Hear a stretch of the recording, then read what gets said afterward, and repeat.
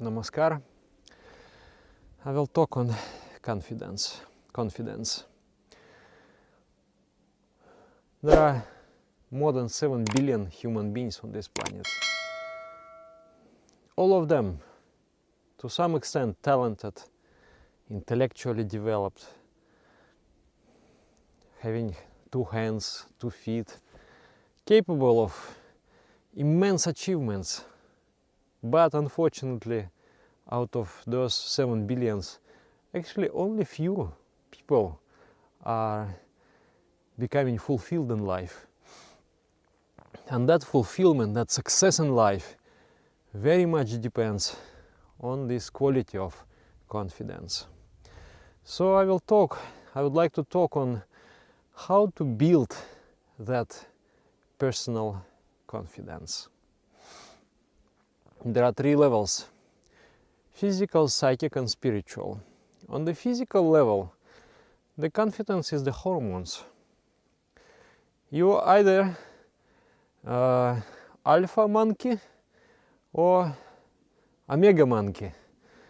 The monkey which is ready to rule the galaxy, or the monkey which is being dominated by others.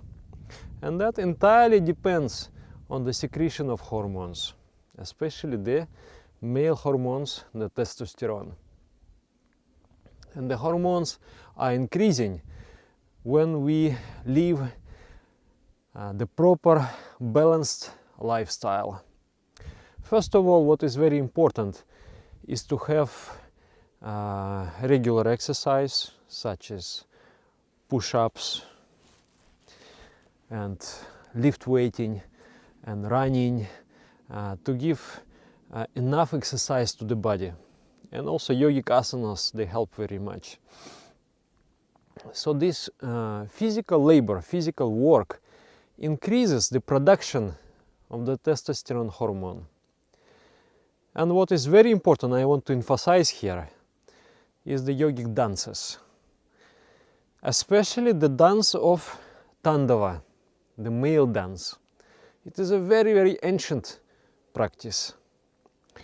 In that practice you are jumping and you are giving great exercise to the heart, because if you jump even for 3 minutes you feel like you have run 10 kilometers.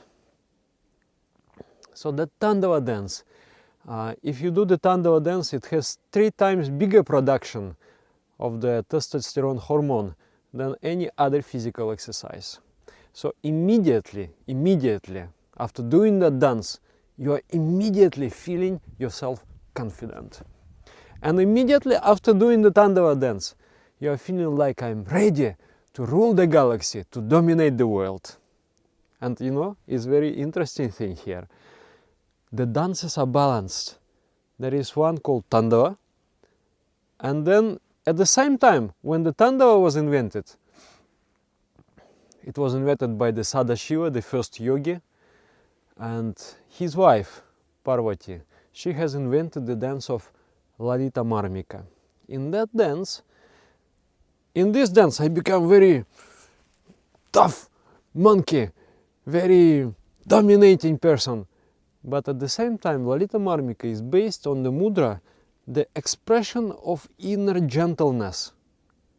And there is this, you can watch the video on Lalita marmika, it is there in our channel. There is this movement with the toe, you're touching behind the heels. Ta, ta, ta. And the symbolism of this action is, I'm moving gently. I'm touching the ground gently, not harming any living creature. So this balance, you have to be strong and you have to have that forcefulness within, fierceness, the fury within. But at the same time, you have to be a gentle man. Gentle. Not brutish, but gentle. So the yogic dances, they are having an immense importance to create that sort of strong personality. Especially when we are crossing the threshold of 40 years, the production of hormones becomes less, and we don't feel the same fury, the same hunger, the same fierceness. We are feeling like, oh, I would like to just a little bit to take it easy, to slow down and enjoy my life. But with that slowing down, the stagnancy comes in the life, and we are only happy when we are moving very fast, when we are progressing very fast. So these dances, these exercises, this yogic lifestyle, it helps a lot to maintain dynamism until the 90 years old. On the psychic level, the confidence created by knowledge and experience. When I have built several houses, I feel like I can build another house. I have confidence. When I have earned some money in life, I can feel I can always earn money. I have confidence. So skills, knowledge, experience, they're slowly building up my confidence. So generally, when I am growing, the older I become, the more confident I become. And then also, what is very important, planning. We can be lazy on different levels. Physically lazy, not moving anywhere. Psychically lazy, not planning, not thinking. And spiritually lazy, not meditating. So we should avoid psychic laziness. In fact, all three types of laziness. Before doing something, we have to think very deeply. And if we have plan A, plan B, plan C, plan D in our mind, then we feel much more confidence. Instead of moving just without any clue, without any idea. So this inner preparedness, inner that your actions, they are not based on the whims, but they are properly planned, properly thought of. It gives you confidence as well. And also ideation, it is already psycho-spiritual. You have to be dominated by the higher propensities of the mind, the higher chakras. The higher propensities is like in Tandava. One portion of dance is dancing, jumping, physical. And second portion of the dance is psychic, purely psychic, psychological. You are imagining that you are holding a human skull in the hand, and then you're imagining that you are holding the dagger in another hand. In the left hand is the skull, in the right hand is the dagger. The skull represents the force of staticity. The stagnancy is the force of death. It whispers to you, not today. Just stay at home today. Don't move. Hey, you can always do it. Don't worry. So that force that suggests you to be immobile is the force of death. And that is our enemy. We are fighting with that. We are fighting with death. And then another one is the dagger. The dagger is the weapon of struggle. I am not shy of struggle. I am not moving away from the struggle. Rather, I am embracing the struggle, making it part and parcel of my life. I am accepting wholeheartedly the struggle. So, I am jumping and I am overcoming the force of staticity. So that is ideation. Then secondly, the ideation and aspiration. The man is what he aspires for. If I aspire for the great things, for the great achievements and accomplishment, it gives me the inner It gives me the inner juice. It gives me the inner, the blossoming. So I should have very high ideals. Those very high ideals, those very high goals, dreams, they will give me force and confidence.